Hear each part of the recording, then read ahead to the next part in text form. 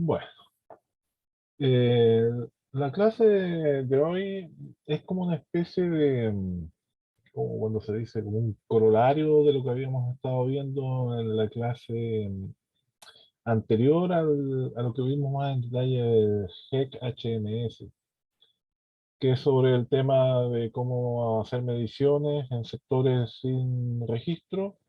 Recuerda que hablábamos de distintos tipos de fórmulas, fórmulas, no sé, tipo empíricas, conceptuales, vimos de los modelos más simples, que son ciertas ecuaciones que decíamos de caja negra, como ecuaciones lineales, hasta modelos complejos, eh, hidrológicos, que trabajaban en base a modelos físico-conceptuales y en que una cuenca se subdividía en grillas y que cada una de las celdas de esas grillas se alimentaba con información para poder finalmente obtener valores estimados de tanto ya sea de caudales y algunos modelos más complejos que permitían incluso el tema de estimar sedimento y calidad de agua y bueno, según lo complejo del modelo se puede llegar a obtener varios resultados, pero todo eso también depende de la calidad de información que tengamos para alimentar un modelo.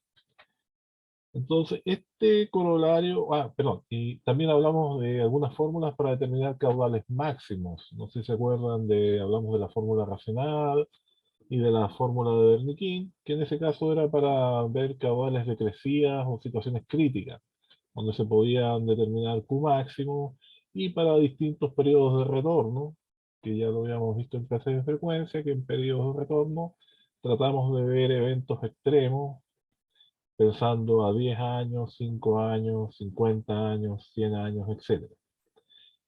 Entonces, como un pequeño tema que había quedado pendiente, era ver un poco cómo o sea, no cómo los modelos de simulación hidrológica son también una puerta de entrada para otro tipo de modelos, como serían los modelos hidráulicos, que creo que también habíamos mencionado que aparte de los modelos hidrológicos, teníamos modelos hidráulicos, e incluso modelos hidrogeológicos. Eh, Los modelos hidrológicos básicamente tratan de determinar lo que es la producción o generación de agua y producción de sedimentos y otros componentes a nivel de la cuenca como un todo. Los modelos de tipo hidrológico están más pensados en el comportamiento del agua en los cauces en sí, ¿ya? Más que nada a nivel del curso de agua, donde el dato de entrada va a ser el caudal. Voy a colocarlo esto en modo presentación. Va, ahí sí. Mira, pegar mi tecla de avance. Entonces, este es un breve resumen, no va a ser tan profundo como el tema de eh, los modelos hidrológicos, pero en términos generales la modelación hidráulica, y aunque suene redundante, es la modelación física de fenómenos de corte hidráulico. Dentro de lo que es modelación hidráulica, al igual que la hídrica, también pueden haber elementos simples, de modelos muy simples, como son fórmulas o ecuaciones. Aquí coloco un ejemplo, que es la fórmula de Manning. Esta fórmula es simplemente una ecuación que permite medir la velocidad media del escurrimiento, que en algunos casos se determinan o se denominan como ecuaciones de flujo. Hay otras más, pero la de Manning es una que se utiliza mucho en Chile. Hay modelos semicomplejos como el HEC-RAS, que es primo hermano del HEC-HMS que estuvimos hablando en la clase hace una semana atrás, más de una semana que hubo receso. Y el modelo HEC-RAS, voy a colocar un puntero más luminoso.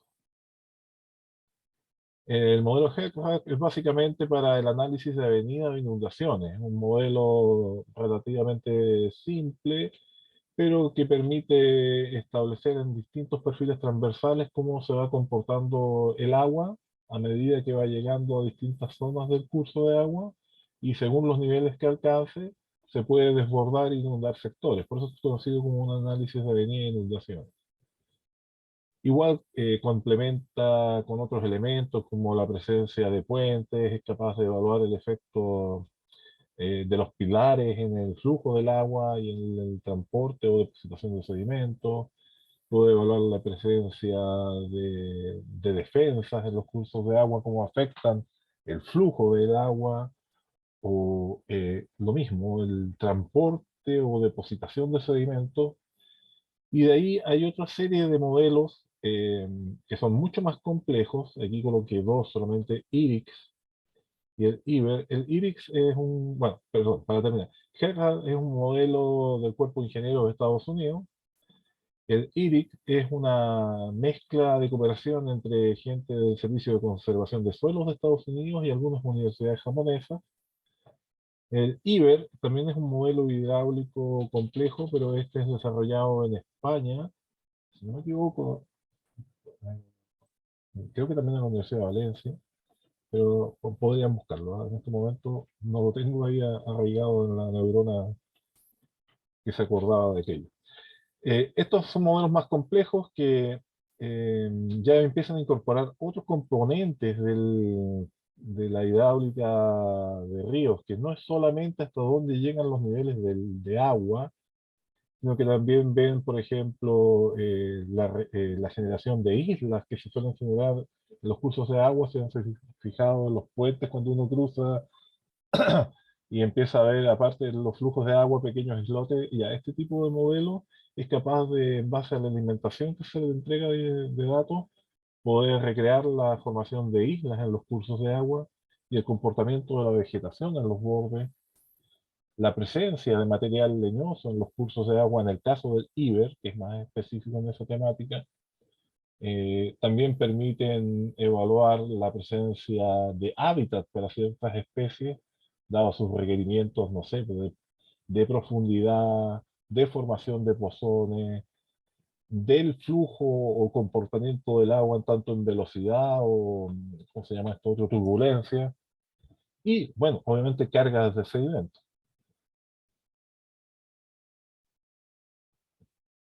Aquí hay una especie de resumen general de lo que pueden hacer algunos modelos asociados a la modelos hidráulicos.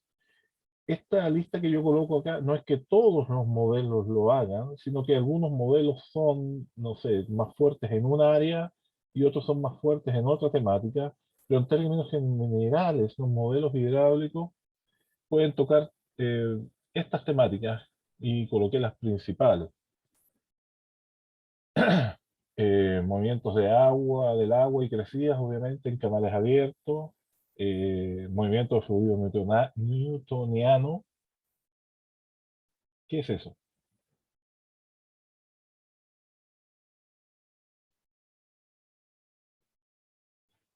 El fluido newtoniano, me cuesta la palabra, newtoniano, se refiere a cuando el agua va con barro, con rocas, madera, y se comporta como ya deja de ser agua, sino que se comporta como una especie de fluido viscoso que además transporta material adentro. O sea, su dinámica es muy distinta al flujo normal del agua y su nivel de fuerza y arrastre es bastante más destructivo. Entonces, ese tipo de fluido sería el tipo newtoniano. También ve turbulencias en los flujos, que son las generaciones de remolinos que se forman en los cursos de agua. Eso depende de cómo son las curvas de los cursos, la presencia de material rocoso o leñoso, o de defensas en los cursos de agua. La evolución morfológica, hay modelos hidráulicos que van viendo cómo cambia la forma del curso de agua, porque el agua es un elemento vivo que va arrastrando y erosionando partes del curso de agua y en otras zonas va depositando materiales, donde se van generando ya sean nuevas playas de orilla o lo que yo decía, los islotes. Pero eso voy a estornudar. La alergia. Eh, y lo que les contaba también, hay módulos en algunos de estos modelos que ven el hábitat, curvas de preferencia, y más que nada la preferencia de las especies que se pueden estar evaluando, cierto tipo de no sé, desde microfauna hasta fauna mayor, con, no sé, la presencia de peces, si los peces prefieren zonas más profundas, zonas que reciban sombra, zonas en que el agua sea menos rápida o más rápida, con presencia o no presencia de sedimentos, etcétera. Efecto en el flujo y lecho por estructuras en el río. Eh, Como insisto, según el tipo de modelo hidráulico se puede ver el efecto de presencia de puentes, espigones, que son ciertas defensas que se colocan en los cursos de agua, ya sea para favorecer depositación y desacelerar la fuerza del agua, disipadores de energía, escaleras de peces, que se pueden evaluar en pequeñas presas que se construyen ciertos escalones con flujo de agua, donde cierto tipo de peces que necesita remontar aguas arriba para seguir su ciclo de vida. Hay obras que consideran la presencia de este tipo de escaleras.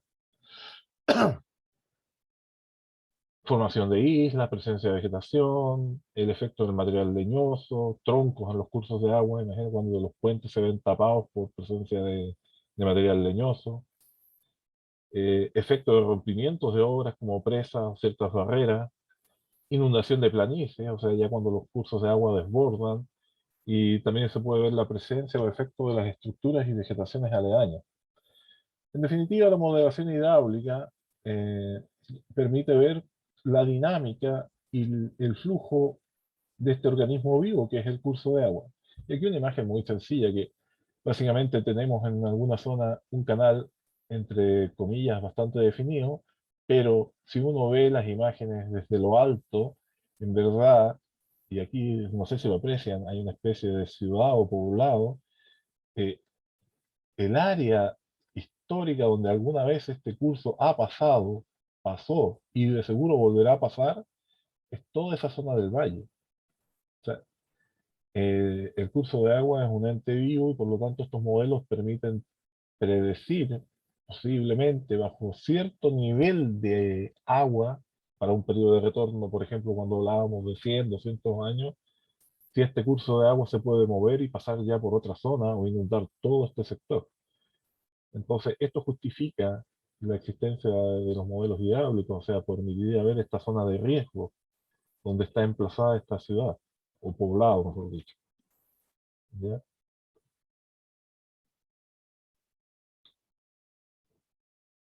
Una cosa muy sucinta y somera, esto es un ejemplo que tengo de algunas imágenes de un modelo hidráulico, en este caso creo que es del IRI, que en verdad fue que asistí a una presentación hace un par de años, así que lo más seguro que hay una versión más renovada, pero es más que nada para indicar que estos modelos se alimentan con información obviamente de origen LIDAR, satelital, donde se hacen los distintos levantamientos de las profundidades, transectos transversales, eh, se generan nubes de puntos con las distintas cotas, donde más o menos aquí se ve la forma del canal, los bordes. Se hacen estudios generalmente por tramos, donde se quiere ver cuál puede ser el comportamiento del agua bajo distintas circunstancias. Y esas circunstancias son distintos niveles de agua. Estos modelos igual tratan de representar el canal, al igual como lo veíamos con los modelos más complejos y hidrológicos que se usaban sistemas de grillas, también tienen distintos sistemas de grillas.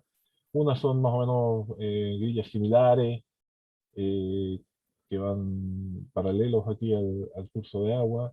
Otro sistema de grillas es una mezcla de un grillado más fino, donde va el curso de agua, y un grillado un poco más grueso, donde puede ir o va, es el canal principal, porque el agua va en cierta zona del canal, pero puede ocupar todo este tramo.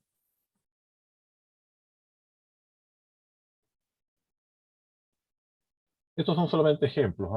En el caso del modelo IRIX, para ese mismo tramo que veíamos ahí, se pueden ver obviamente el flujo, velocidades de agua, ahí hay un islote en la zona central, que es más o menos lo que se ve aquí.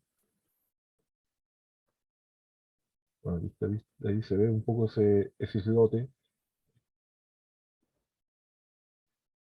Entonces ahí se ven los flujos y velocidades de agua que se pueden establecer según los anchos y las profundidades. También se puede ver el efecto o presencia de turbulencia. Esto no es el mismo sector, ¿ah? Pero ahí, por ejemplo, se ve la presencia de un remolino.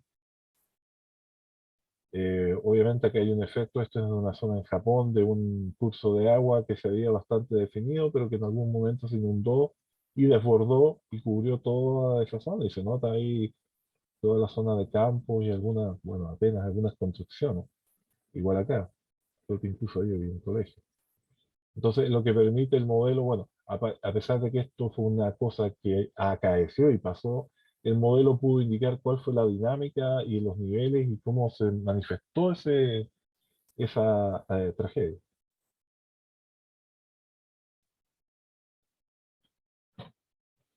Acá hay otro ejemplo del modelo IBER, que es un modelo de origen español.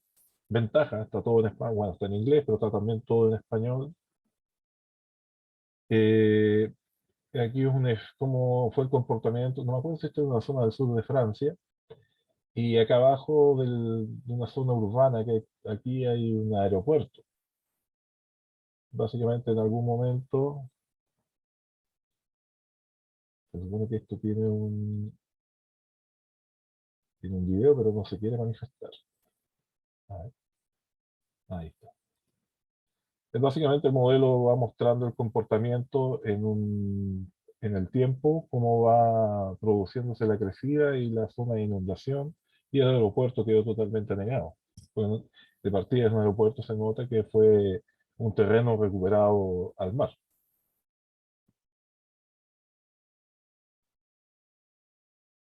Un detalle más, valga la redundancia, más en detalle, de la misma zona, la zona baja del aeropuerto, donde el modelo va viendo el comportamiento del agua a medida que fue dándose la crecida, inundó buena parte de la zona urbana, más el aeropuerto en sí. Estas son una de las cosas que permiten jugar los modelos hidráulicos.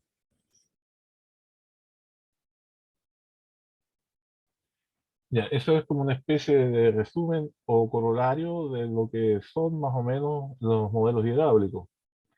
¿Dudas? ¿Alguna consulta? Curiosidad más que nada, porque esto fue como una especie de introducción.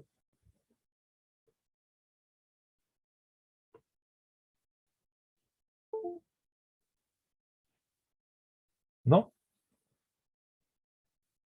Ninguna duda, profe. No se preocupe. Bueno, lo que quería mostrar en la práctica, cuando nosotros estamos trabajando más que nada o viendo en el curso lo que son hidrología superficial, nosotros nos quedamos más con el detalle de los modelos hidrológicos. El tema de los modelos hidráulicos es para indicar de que hay otro tipo de modelaciones que se preocupan más en específico de otros componentes que son más asociados al comportamiento de los canales, pero lo importante es resaltar o recalcar que todos estos modelos hidráulicos requieren como información de entrada principal. ¿Cuál creen ustedes?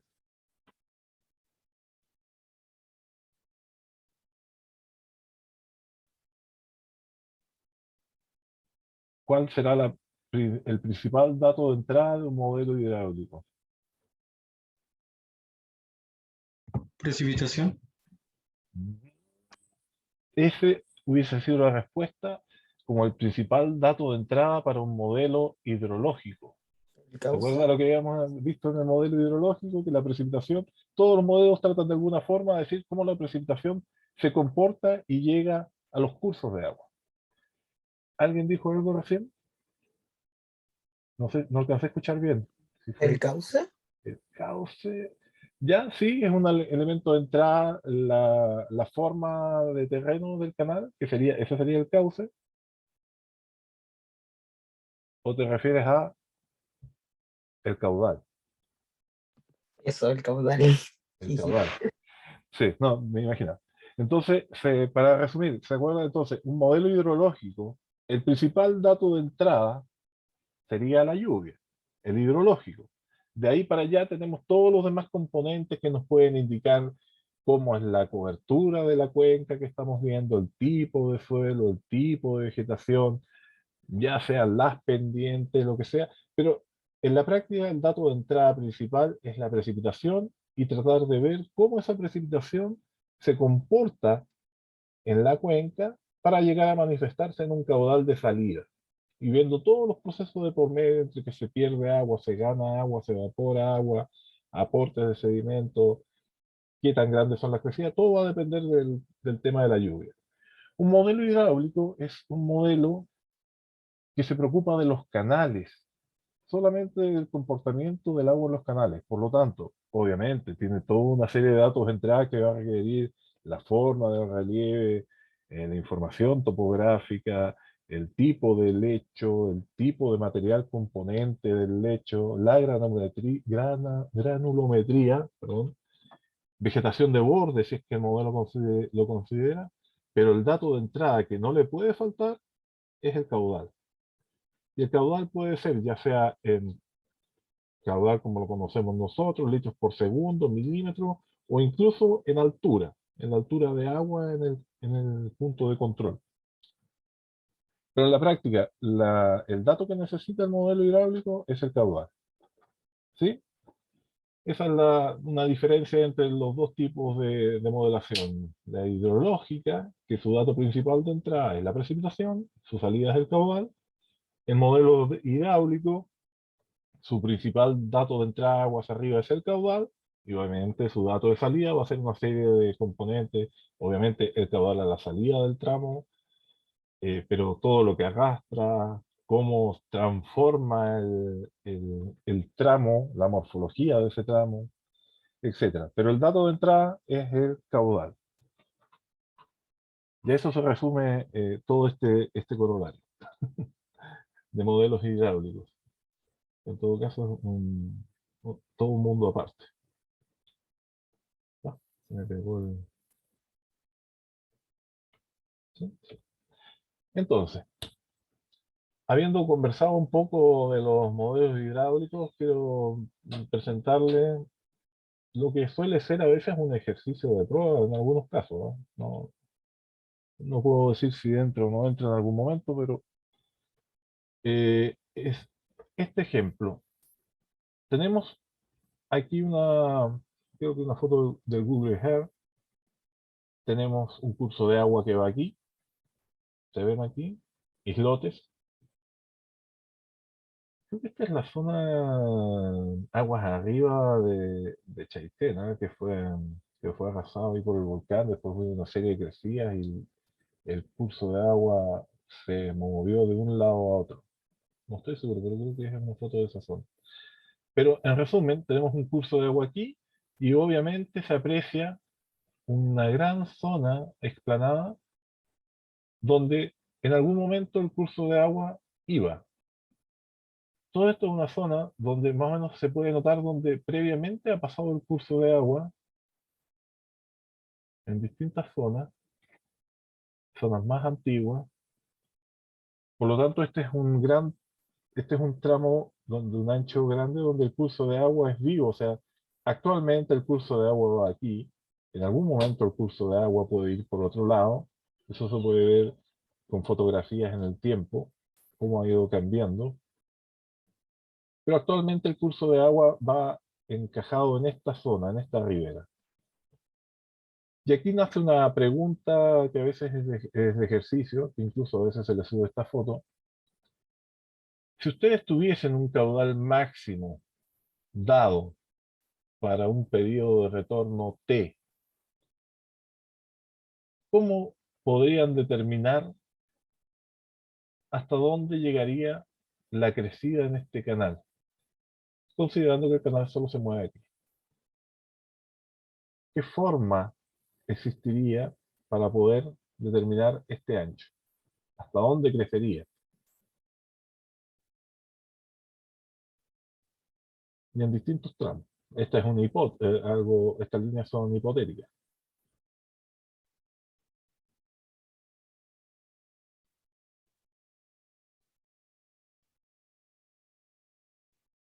¿Alguna idea?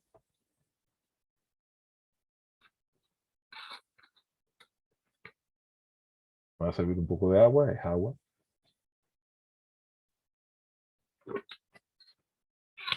Una botellita.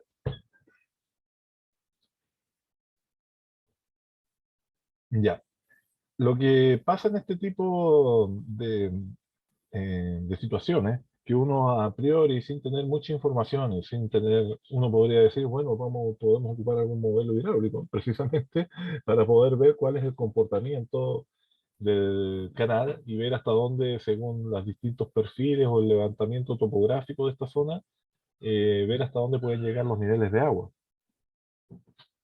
Porque el caudal lo vamos a tener, que es un caudal máximo para un T determinado, o sea, para un periodo de retorno de 100 años, 50 años, 200 años, según lo que se acuerdan del práctico de frecuencias que tienen que entregar esta semana, que ustedes están determinando, en el caso de lluvias, pero esto es válido para los caudales, poder determinar un caudal para un periodo de retorno, por ejemplo, de 200 años. Eso implica que van a obtener un caudal o un volumen determinado. El problema es cómo meter ese caudal acá para saber hasta dónde llega. Por ejemplo, con la fórmula racional, ahí me falta un paréntesis al final, con la fórmula racional o de Wernicke, ustedes podrían obtener un caudal para un periodo de retorno de X años. ¿Se acuerdan la fórmula racional y Wernicke? Voy a hacer un pequeño paréntesis, voy a buscar esa otra presentación.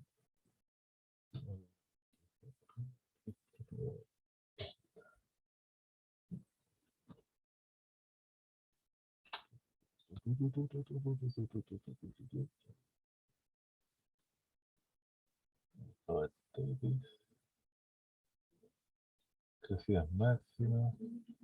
Recuerda que vimos o conversamos un poco de lo que era la fórmula racional, que es una fórmula pequeña, pero especializada para determinar caudales o crecidas máximas. Y que uno de los datos de entrada eran las lluvias o la intensidad de las lluvias para periodos de retorno distintos. Ustedes entraban con ese dato y les entregaba un caudal para un periodo de retorno tanto. En el caso de Wernicke, similar, una fórmula sencilla, tipo caja negra, en algunos parámetros, en que básicamente la superficie elevado a algo y la precipitación también elevado a algo, pero esta precipitación asociada a un periodo de retorno determinado para una lluvia en 24 horas. O sea, que en el caso de Wernicke y la racional, son fórmulas que les permitirían determinar cuáles son esos niveles de caudal a los que se refiere acá, para un periodo determinado periodo de retorno, por ejemplo 200 años, ustedes con sus datos a lo mejor anuales del máximo, la máxima crecida por año, pueden entrar con esos datos, eh, no lo van a hacer en el método gráfico, pueden entrar al software este griego que vimos, el Hydronomon, aplicar el módulo Pythia y con esos datos de caudales anuales máximos poder determinar el periodo de retorno, ¿ya? O lo pueden hacer con las fórmulas de Wernicke o la racional a partir de datos de lluvia, porque si no hay registros de caudales, con datos de lluvia cada 24 horas, la máxima de cada año, obtener sus periodos de retornos para esas lluvias y aplicar la fórmula racional y o de Wernicke y obtendrían el caudal para ese año o periodo de retorno en particular, T200 años, por ejemplo. Y además ustedes van a ver sus perfiles transversales en algún punto, ya sea ese perfil, de otro perfil, ese perfil.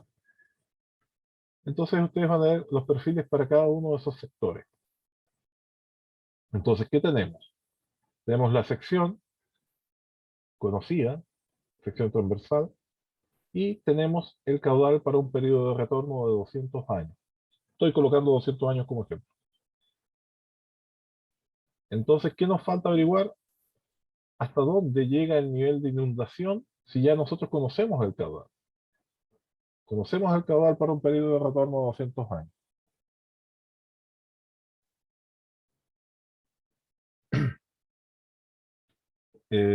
Entonces, ¿se acuerdan que vimos al principio como fórmulas hidráulicas las fórmulas de Manning? Vuelvo hacia atrás.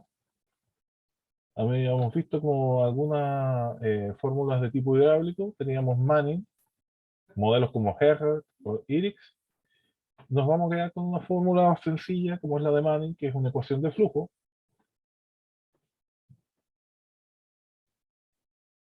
Con una ecuación de flujo como de Manning, que es de esta fórmula, 1 partido por n, por r elevado a 2 tercios, y por i elevado a 1 medio, nos permite determinar la velocidad del flujo, la velocidad del caudal, la velocidad media.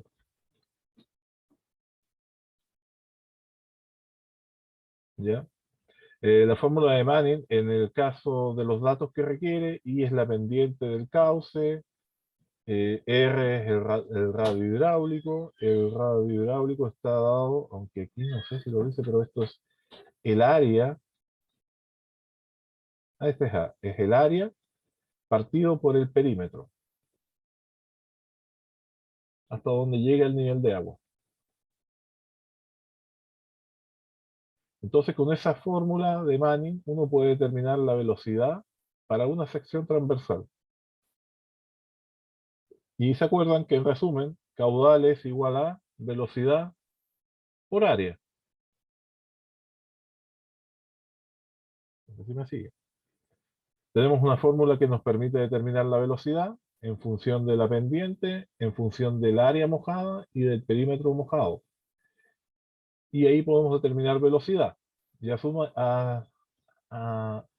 además, la velocidad multiplicada por el área nos entrega el caudal. Ahora, si nosotros tenemos nuestro perfil, lo que se puede hacer para poder saber hasta dónde llega la zona inundada es hacer un pequeño trabajo iterativo, donde, por ejemplo, yo digo, voy a probar a este nivel de agua, como yo conozco el perfil, puedo medir el perímetro mojado que tendría esa altura de agua y el área asociada a ese perfil con esa altura de agua. ¿Y qué podemos obtener aquí? Área y perímetro mojado para una altura X que nos las estamos dando. Podemos resolver el radio hidráulico, área por perímetro mojado, por lo tanto sacar la velocidad. Velocidad, nuevamente la multiplicamos por área y nos entrega el caudal. Eso para una altura determinada. Entonces, ahí podemos tener ya el caudal para una altura determinada y comparamos si ese caudal para esa altura de agua se acerca o no se acerca al caudal para un periodo de retorno, por ejemplo, si fuese de 200 años.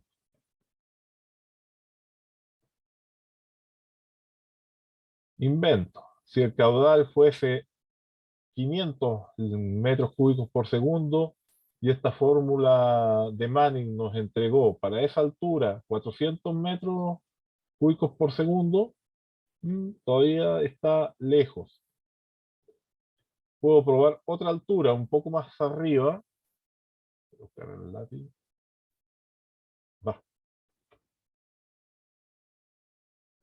Bueno, voy a trazar aquí arriba en otra altura de agua, un poco más alto. Nuevamente puedo ver el perímetro mojado. Supongamos que aquí va la nueva altura en esta flecha. Hay que salir para hacer el dibujo. Dibujar, dibujar, ver.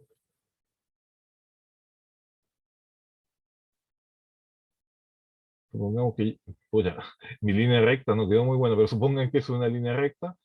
En una nueva posición de altura puedo determinar nuevamente cuál va a ser el perímetro mojado, la nueva área. Vuelvo a entrar a la fórmula de Manning, determino el nuevo radio hidráulico, la nueva velocidad por la nueva área y obtengo el caudal. Y a lo mejor aquí ya este caudal que se acuerdan dije 500 metros cúbicos y este otro ya me da 490 metros cúbicos, pucha, se parece bastante más.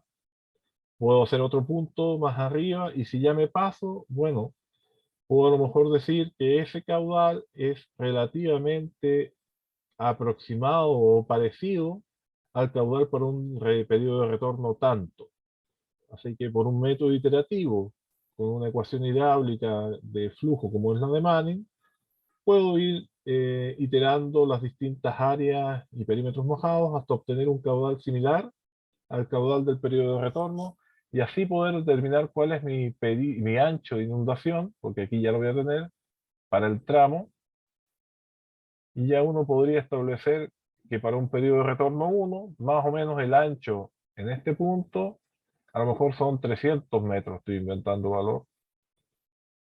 Bueno, voy a escribir ahí 300, no sé si se entiende, pero 300 metros. ¿Se entiende? ¿Ya? Y entonces en forma interactiva, si yo lo pruebo en distintas secciones transversales, porque va a depender de la profundidad del canal, puedo ir determinando los distintos caudales con Manning asociados al caudal de diseño, que sería el periodo de retorno tanto, y determinar los distintos anchos. Igual para otro periodo de retorno se puede hacer el mismo ejercicio y uno podría tener aproximadamente cuáles serían los anchos de inundaciones para esa zona, teniendo un registro histórico de precipitaciones máximas en 24 horas, aprovechando la fórmula racional de Wernicke y la ecuación hidráulica del flujo de Manning, y nos podría permitir tener el ancho de inundación que se está preguntando en esta pregunta posible. ¿Dudas? Profesor, ¿Sí? eh, la fórmula de Manning, ¿en qué condiciones puede ser ocupada? Porque, como usted dice, es una fórmula que es, por así decirlo, más simple y hay como muchas más formas más complejas de poder calcular como de un modo más certero quizás, como la... Claro, el comportamiento del nudo. Claro, Eh, hay que tomarla como lo que es una fórmula de aproximación. Si ustedes están haciendo un estudio así a priori, obviamente va a ser una fórmula borrador que les va a indicar un rango de magnitud. No les va a indicar un grado de precisión porque si ahí hay presencia eh, de, de- de material que se mueve, de material leñoso, de material que estamos asumiendo también una estática del canal de que no que parte de este material a cierto nivel va a seguir ahí y puede ser arrastrado, ¿se fijan? Estas islas pueden desaparecer y por lo tanto la profundidad en esta zona puede cambiar si me gano en este lado. Este método es básicamente como va a tener una aproximación a priori del nivel máximo que puede alcanzar el canal, pero no te va a dar el detalle o la precisión de cómo se va a transformar el canal. Ahí ya sería una fase 2 con algún modelo más complejo, como puede ser incluso el HEADRAS, donde se puede entrar con los levantamientos de terreno, pero también ese modelo implica que un poco el curso de agua en sí es algo estático y solamente te va a indicar las planicies o zonas de inundaciones. Y ya modelos más complejos como IBER o IRIC, que ya ven un componente más 3D, tanto en el flujo de agua, en la erosión del canal y o la formación de nuevas condiciones del canal, por ejemplo, la presencia de islas. Resumen, la fórmula es válida como una eh, aproximación previa. Antes de, por ejemplo, tú tener los recursos para, no sé, hacer un proyecto de zona inundable a mayor escala y que necesites muchos recursos para alimentar tu modelo, puedes usar Manning para tener una idea aproximada de las áreas que pueden ser afectadas por una inundación, por ejemplo. Pero va a ser a priori, como tú, no sé, como para hacer la presentación, la zona probable de riesgo que se puede ver afectada es esta, pero obviamente eso requiere modelos de mayor precisión para ver el detalle del efecto de ese tipo de inundación, por ejemplo. O sea, resumen, es un modelo sencillo que te sirve para tener una visión previa. Igual que los modelos hidrológicos, o vas a partir con modelos más sencillos, con estimaciones lineales inclusive, para poder determinar condiciones previas antes de entrar a un nivel de detalle más profundo. A eso puedo resumir la respuesta. ¿Se entendió? Sí, que es una herramienta de apoyo bastante útil, pero para la condición específica de saber un rango de magnitud, no la precisión. Porque como decíamos, estos son canales vivos. Posiblemente si yo mando aquí un periodo de retorno de 500 años, posiblemente el canal ya ni siquiera va a estar concentrado aquí. Puede ser que incluso eh, se cambie hasta de lugar o desaparezca toda esta zona y sea un solo gran canal. Pero por lo menos con Manning puedes tener una idea aprox hasta dónde puede llegar, pero es eso, una aproximación. profesor. ¿Sí? Y otra cosa, porque en el modelo, los modelos hidráulicos, el dato principal de entrada es el caudal, pero Sí, ¿este caudal cómo se obtiene a partir de un modelo hidrológico? buena pregunta. En verdad, estoy como los políticos, muy buena pregunta. Déjeme responderle. En los modelos hidráulicos, obviamente, si tú tienes una estación de medición de caudales, ponte de la universidad o a lo mejor de tu consultora o tienes alguna estación de caudales de la Dirección General de Agua un poco más arriba, obviamente que el mejor dato de entrada va a ser el dato de registro histórico real existente.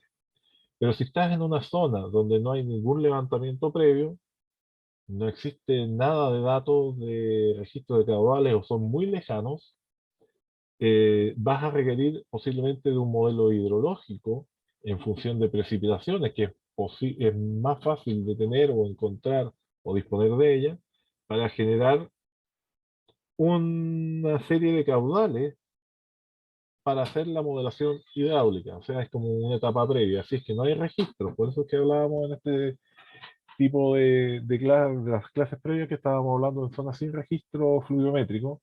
Posiblemente vas a requerir de algún modelo hidrológico que te permita alimentar los caudales. Obviamente te genera un grado de incertidumbre mayor, porque ya estás llegando con datos simulados para trabajar con otro modelo donde también vas a generar condiciones simuladas.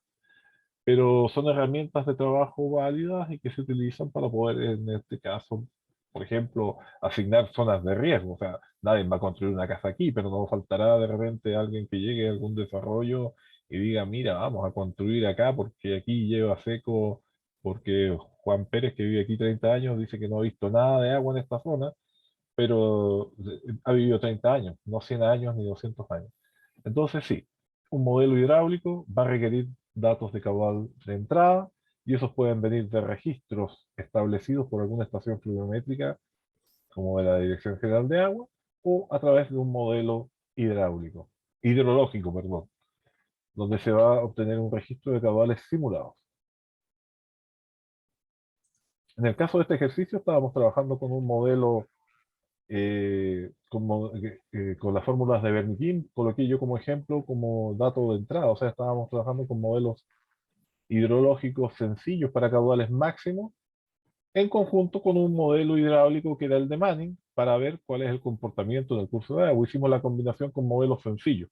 Obviamente esto se puede hacer a nivel de modelos más complejos, tanto hidráulico como hidrológico. Eso. Muchas gracias, profesor. Ujú. Y... Va, me salté ese tres. Y como decía, la clase iba a ser corta. Era parte del material que no alcanzaba a entregar en la clase del lunes eh, anterior al anterior, por decirlo así. Así que este era el pequeño corolario que me quedaba pendiente. Así que si no hay más consultas o dudas, sí, no, si la clase era corta, pero era imposible pasar esto el lunes anterior al anterior, porque el lunes tuvieron receso. Entonces no tenía que pasarlo en alguna parte. Así que eso sería, si no hay más dudas, Yo recuerden que tengo una duda. sí, adelante, tenemos tiempo. Sí, profesor, que a partir de un modelo hidrológico, bueno, a partir de la precipitación se obtiene el caudal, pero como habíamos visto, por ejemplo, con el barro, las rocas, la madera, todo eso, que cambia el flujo y cambia como el caudal en sí. Entonces, ¿cuál es el error que viene asociado como a la obtención del caudal a partir de un modelo hidrológico? o más o menos, no sé. Claro, no, o sea, al fin y al cabo no podría decirte cuál es el umbral de error, porque sí, pues, obviamente un modelo hidrológico está trabajando a nivel de cuencas y está considerando el sistema como un todo y dentro de ese sistema igual hay canales. Lo que pasa es que estos modelos hidráulicos están más pensados para canales más grandes, asociados ya donde, por ejemplo, hay construcciones de grandes puentes, urbanizaciones o zonas inundables como esta, pero está más pensado en canales más grandes.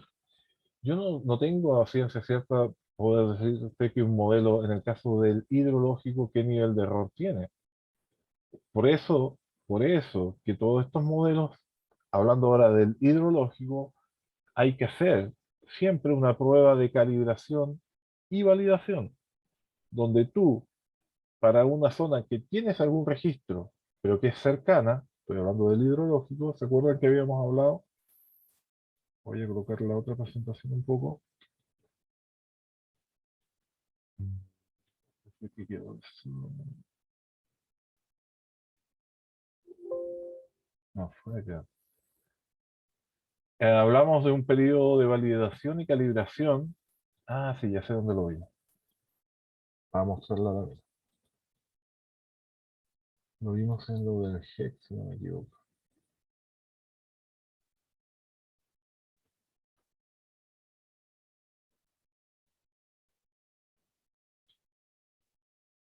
Cuando hablábamos de los modelos hidrológicos, hablábamos de que se hacía un periodo previo de calibración en alguna zona donde sí tuviéramos algún registro, por pequeño que sea, pero cercano a nuestro área de estudio de interés, donde podíamos pescar datos reales de caudal, pescar nuestro modelo, cual sea que estuviésemos probando o tuviéramos disponible, donde para 2 o 3 años o menos, tal vez, si es que no hay más información, hacer una etapa de calibración, de ejecutar el modelo, ingresar los distintos parámetros, ver el juego de valores de esos parámetros, no sé, porcentaje de, de porcentaje de cobertura, tipo de cobertura, porosidad de suelo, tasas de evapotranspiración, tasas de intercepción, jugar con valores reales, poder calibrar el modelo, ver que también da el resultado de los datos reales versus los estimados, y luego aplicarlo para un periodo sin datos y ver que también anduvo ese comportamiento. Si de esos datos podemos nosotros establecer con una fórmula muy sencilla, como el R al cuadrado, por ejemplo, lo más básico de lo básico, de que nuestro modelo tiene un ajuste cercano al 0,93 o 0,89, ya, bueno, yo podría decir que ese es el grado de precisión que yo estaría esperando en una zona cercana o parecida a la cuenca que queremos analizar. Esa sería una forma de poder decir, mira, este es el umbral de error que podemos estar teniendo, ¿ya? Porque al fin y al cabo sí son modelaciones que tratan de estimar el comportamiento de la realidad. En el caso del modelo hidráulico pasa lo mismo. Si ustedes tuvieran datos previos reales de caudales de entrada, también el modelo hidráulico se podría probar en una zona con registros cercanas para poder ver cómo se comporta y poder más o menos establecer si anda relativamente bien, lo podemos ocupar para poder establecer criterios. Porque al fin y al cabo es una herramienta de trabajo.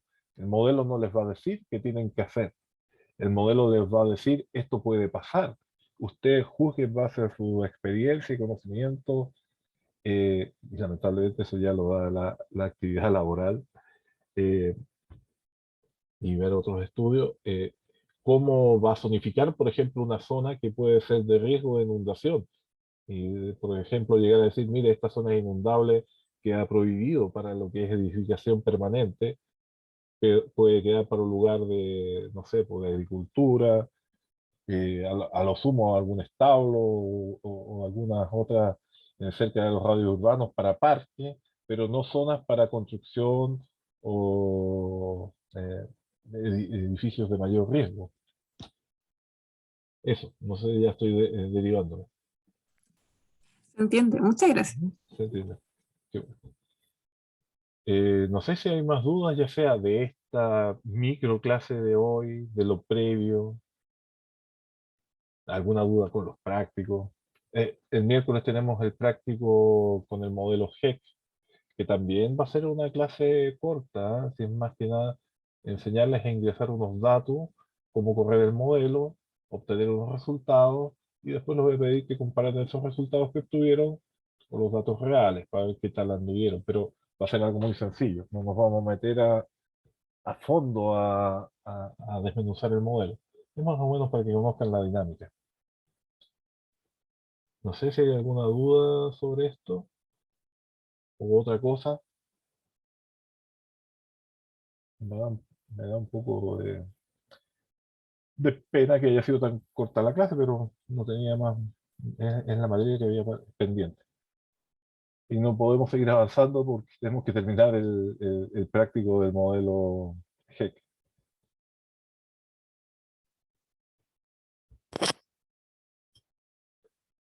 ¿Dudas? ¿No hay dudas? Hay una Profe, duda. preguntan en el Ah. chat que si Perdón, sí, sí. Adelante.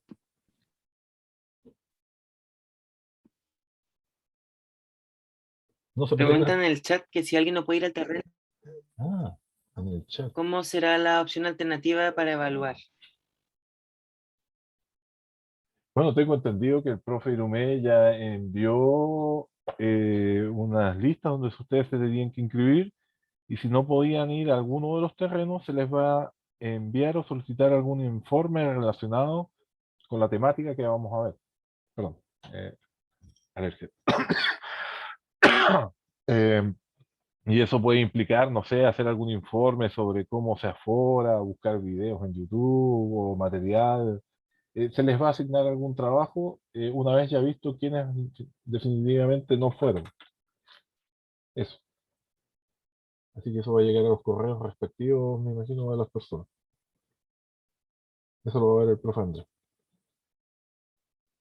Y obviamente los días de terreno no hay clases, para los que no pueden ir. La de Perogrullo, pero hay que decirlo igual. Muchas gracias, ¿Está profe. claro? Sí. Eso, se van a asignar trabajos para las personas que por algún motivo obviamente no puedan asistir. ¿Qué tipo de trabajos? Como les decía, se les va a asignar algún área, una temática para hacer un breve informe. Los que van a terreno igual van a tener que hacer un breve informe, pero es básicamente describir lo que se vio, los instrumentos o equipos que se vean, y más que nada eso, un pequeño reporte, no más de una hoja y media, lo subo, y algunas fotos del sector y de las obras que hay. Una caseta, un vertedero, unas parcelas de intersección, vamos a ver, pluviógrafos,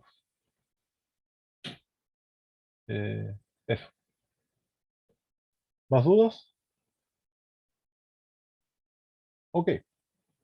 Entonces el día miércoles a las 10 es el práctico de aplicación del modelo GEC.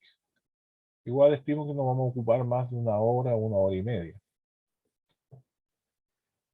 Eso sería, estimados. Nos estamos escuchando. Gracias, profe, que tenga buena tarde. Igual, chao, que estén bien. Ya, profesor, que esté bien. Vamos a ver cómo estamos con las alergias en terreno, eso me preocupa. Chao, profe. Chao, que estén bien. Claro, de compartir.